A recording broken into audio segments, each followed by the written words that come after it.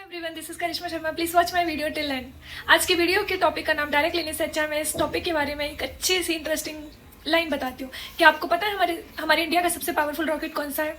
एक ऐसा रॉकेट जिसके थ्रू हमारी इंडियन गवर्नमेंट हमारे एस्ट्रोनॉट्स को स्पेस पर भेजने वाली है। मींस इंडियन गवर्नमेंट पहली बार इंसानों को स्पेस पे उतारने वाली है। हालांकि हमारे इंडिया से पहले भी काफ़ी इंसान स्पेस पे गए हैं, लेकिन वो हमेशा यूएस, रशिया या अन्य कंट्रीज़ के रॉकेट से गए हैं। लेकिन हमारे खुद का रॉकेट जो हमारे इंडियन गवर्नमेंट ने बनाया, उसके थ्रू पहली बार हमारी इंडियन गवर्नमेंट इंसानों को स्पेस पर उतारने वाली है, लो अर्थ ऑर्बिट पर। लो अर्थ ऑर्बिट का मतलब होता है स्पेस में 400 से 700 किलोमीटर के आसपास।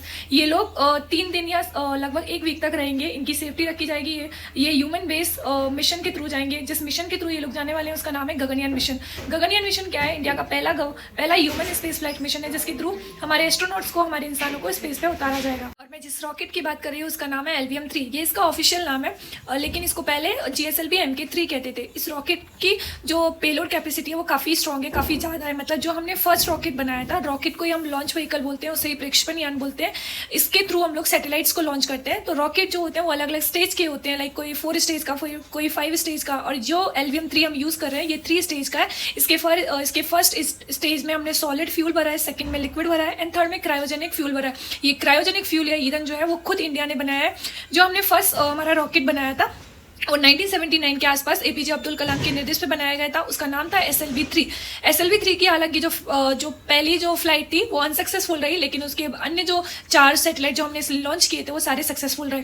लेकिन उसकी पेलोड कैपेसिटी बहुत कम थी, मात्र 40 kg थी। एंड नाउ हमारा जो LVM-3 है, इसकी पेलोड कैपेसिटी 8 से 10 टन है। तो आप समझ सकते हो कि कहाँ 40 kg और कहाँ 8 से 10 टन। सो ये सबसे पावरफुल है, सबसे पावरफुल लिफ्टिंग कैपेसिटी वाला हमारा अब तक का सबसे एडवांस, सबसे लेटेस्ट एंड सबसे पावरफुल। नाउ LVM-3 के थ्रू हम लोग हमारे गगनयान मिशन को भेजने वाले हैं। गगनयान मिशन क्या है? गगनयान मिशन इंडिया का पहला human based space flight mission है। मतलब इसके थ्रू हमारी इंडियन गवर्नमेंट यानी कि हमारी इसरो पहली बार इंडिया से इंसानों को, मतलब इंडियन एस्ट्रोनॉट्स को स्पेस पर भेजने वाली है, लगभग 400 से 700 किलोमीटर के आसपास, जिसे लो अर्थ ऑर्बिट कहते हैं।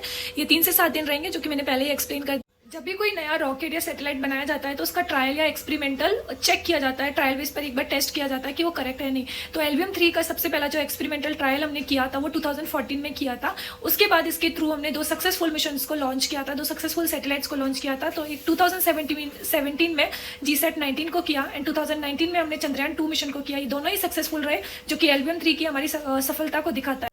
सो नाउ हमारे LVM-3 की अब तक की सबसे लेटेस्ट न्यूज़ ये है कि हाल ही में LVM-3 ने 24 दिसंबर 2024 को अमेरिका की ब्लूबर्ड ब्लॉक 2 सैटेलाइट को सफलतापूर्वक LEO कक्षा में 520 किलोमीटर के आसपास उसको लॉन्च कर दिया है। जो अमेरिका की ब्लूबर्ड ब्लॉक 2 सैटेलाइट है वो अमेरिका की अब तक की सबसे बड़ी कमर्शियल कम्युनिकेशन बेस्ड सैटेलाइट है, जिसके थ्रू जिसमें ये बोला गया है कि अब इस सैटेलाइट को लॉन्च करने के बाद क्या होगा कि ये मोबाइल फ़ोन पर सैटेलाइट कनेक्टिविटी प्रदान करेगी। मतलब अभी हम मोबाइल पे जो नेटवर्क का जो कनेक्शन है वो हमें कहीं से भी मिल जाए।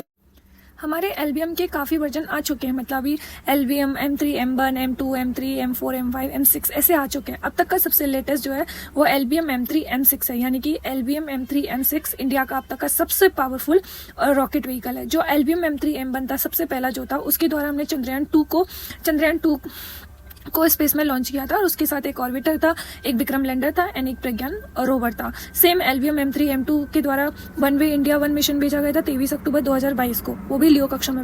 सो दोस्तों, ये था हमारा बाहुबली रॉकेट। आने वाले फ्यूचर में ये हमारे इसरो का, हमारे स्पेस सेक्टर में, हमारे स्पेस का बैकबोन बनने वाला है। Thank you.